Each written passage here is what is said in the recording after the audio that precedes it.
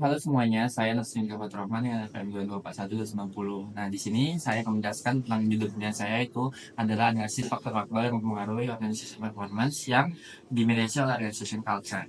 Nah, di sini model saya itu ada transformational leadership, ada organization innovation, ada organization culture, ada knowledge management, dan organization performance itu sendiri. Nah, di sini saya akan menjelaskan tentang tutorial penggunaan Smart PLS3. Dan video ini kita akan belajar langkah-langkah dibelakang bagaimana menggunakan Smart PLS3 dimulai dari file data Excel hingga analisis statistik seperti auto-coding, cluster reliability and validity, discriminant validity, path coefficient, specificity effect, dan SQL. Nah, di sini pertama-tama yang harus teman-teman lakukan itu adalah kita harus mengecek file Excel teman-teman yang sudah file teman-teman sebat ya. Oke. Yang pertama di sini kita membuka file Excel-nya. Nah, ini file Excel yang sudah jadi di tampilan CSV ya teman-teman ya. Sudah saya ubah ke CSV. Kita lihat dulu bagaimana caranya teman-teman mengubah cara Excel dari file Excel ke file CSV. Nah, kita lihat di sini. Nah, di sini kan uh, ada berbagai file CSV ya. Yang pertama itu ada comma delimited, ada manage tools, dan MS-DOS. Nah, di sini teman-teman harus memilih yang comma delimited, teman-teman ya. Oke, baru kita save. Nah, berhubung file saya sudah CSV, nah selanjutnya teman-teman juga harus mengganti pertanyaan-pertanyaan teman-teman setiap indikator ke uh, indikator variabel teman-teman sendiri. Nah, di sini ada TL1, ada TL2, TL3 itu mengapa? Karena transformasi leadership saya itu berjumlah 5 pertanyaan. Nah, setiap pertanyaan diwakili dengan angka 1, 2, 3, 4, 5. Nah, untuk mempersingkat saja, itu saya bikin dari TL1, TL2, TL3, TL4, sampai seterusnya ya teman-teman ya. Di sini juga ada OI, juga ada KM, OC, dan OP. Oke. Setelah semuanya sudah dicek dan tidak ada yang satu pun filenya, baru kita langsung ke Smart PLS-nya. Nah, sebentar kita buka Smart PLS-nya terlebih dahulu. Oke, setelah sudah terbuka Smart PLS-nya, kita tekan New Project. Nah, kita beri nama file kita itu dengan nama finalisasi. Oke, setelah udah diberi nama finalisasi, kita import datanya. Nah, di sini tadi dengan name-nya finalisasi data, kita open. Nah, juga kita ubah ini dengan finalisasi juga ya teman-teman ya. Nah, setelah data tidak ada yang missing dan tidak ada yang hilang dari ini, pastikan lagi di sini kan sudah tidak ada data yang miss. Nah, di sini kita akan menggambar modelnya teman-teman. Nah, di sini kita klik yang finalisasi ini. Nah, pertama-tama kalian akan menggambar modelnya. Di sini pertama kita tekan shift, lalu kita tekan kursor bawah. Kita di TL1, terus kita ini juga sesuai dengan model teman-teman ya. Oke, kita ini. Oke, terus kita OC dan kita tekan OP-nya teman-teman. Oke, di sini sudah terhubung modelnya. Terus kita tekan sebelumnya kita rename dulu agar modelnya dapat kita ketahui.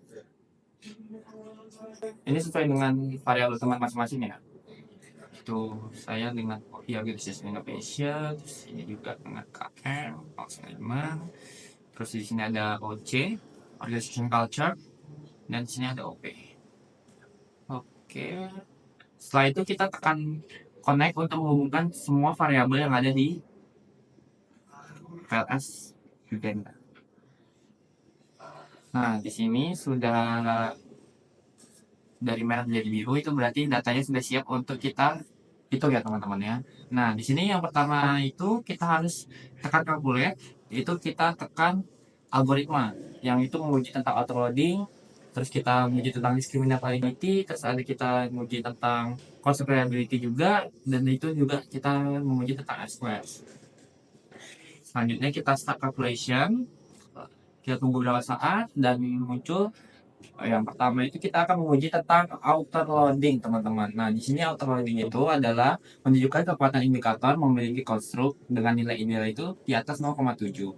Nah, indikator yang 0,6 itu bisa teman-teman pertimbangkan dan tidak dihapus, dan di bawah 0,6 bisa dihapus ya teman-teman, karena itu sudah tidak bisa digunakan lagi datanya. Nah, kita lihat di sini datanya itu dari knowledge management itu di atas 0,6, KM juga, KM2, KM3, KM4 juga di atas 0,6, terus di organisasi culture juga di atas 0,6, organisasi innovation juga di atas 0,6, organisasi performance juga di atas 0,6, dan di sini kita menemukan TL1 dan TL2 yang berwarna merah. Nah, di sini eh, TL1 itu di bawah 0,6, yaitu di sekitar 0,3. Nah, di sini kita harus menghapus datanya untuk melanjutkan ke pengujian selanjutnya. Nah, kita menghapus datanya caranya gimana?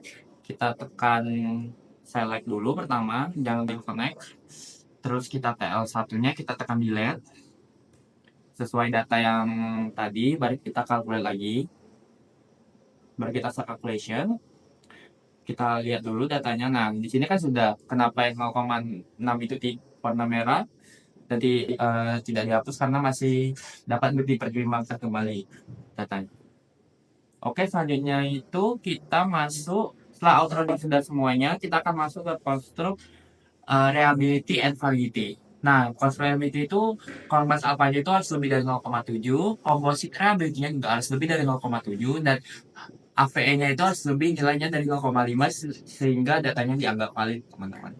Nah, di sini kita lihat ini semuanya lebih dari 0,7, KM, OC, OI, OP, dan TL.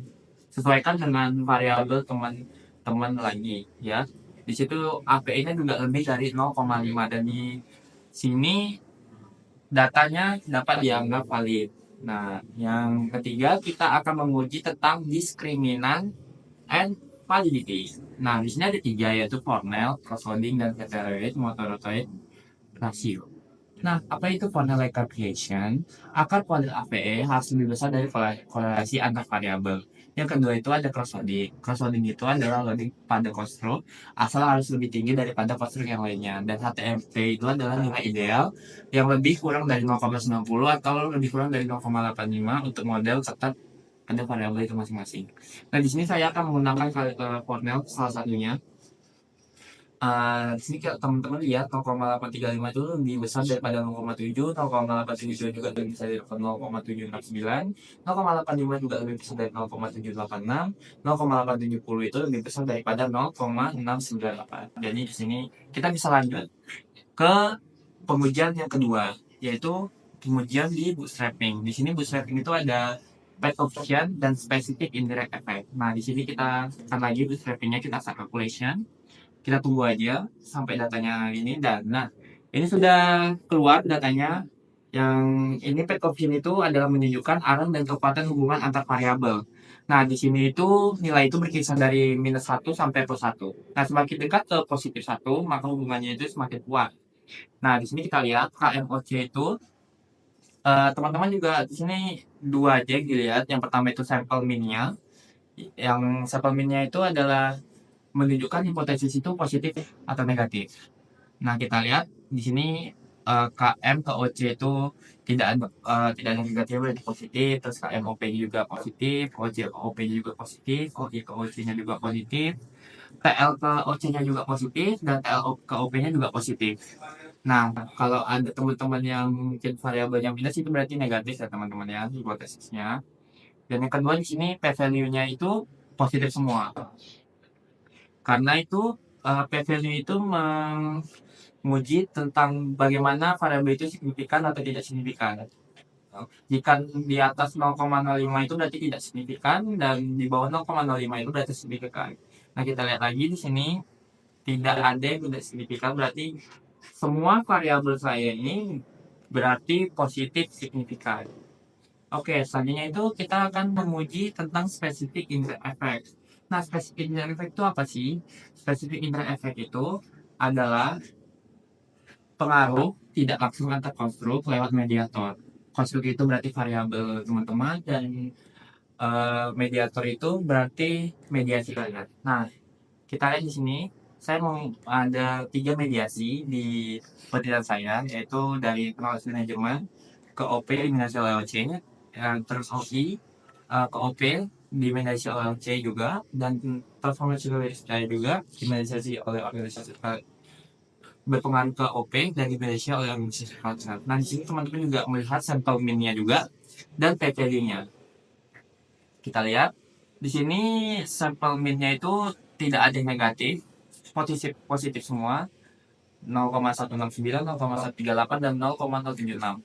Dan p-value-nya juga tidak ada yang lebih dari 0,5, berarti itu berarti signifikan. Kalau jika ada teman-teman juga, diulangi lagi, jika teman-teman ada yang lebih dari 0,05 berarti itu tidak signifikan. Nah, di sini kurang dari 0,05 berarti signifikan. Nah, yang terakhir kita kembali lagi ke algoritma. Kita akan menguji tentang S-square. Nah, S-square itu apa sih teman-teman? Ukuran seberapa besar variabel independen menjelaskan dependen. Nah, jadi variabel independen teman-teman itu ke dependen kali itu berpengaruhnya seberapa kuat.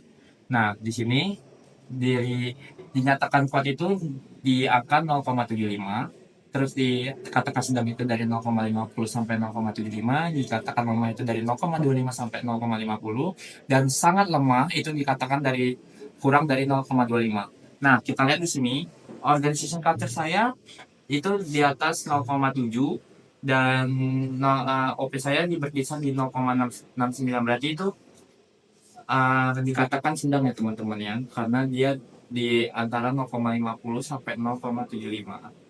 Oke, sekian presentasi dari saya, dan sampai sini kita telah menyelesaikan proses analisis MPLS dengan Smart PLS 3, mulai dari import data, buat model, jalan biasa algoritma, evaluasi auto dan inner model. Nah, terima kasih atas perhatiannya. Semoga tutorial ini bermanfaat untuk teman-teman ya. Jika ada pertanyaan, silakan didiskusikan di kolom komentar. Semangat belajar dan sehat selalu. Bye-bye.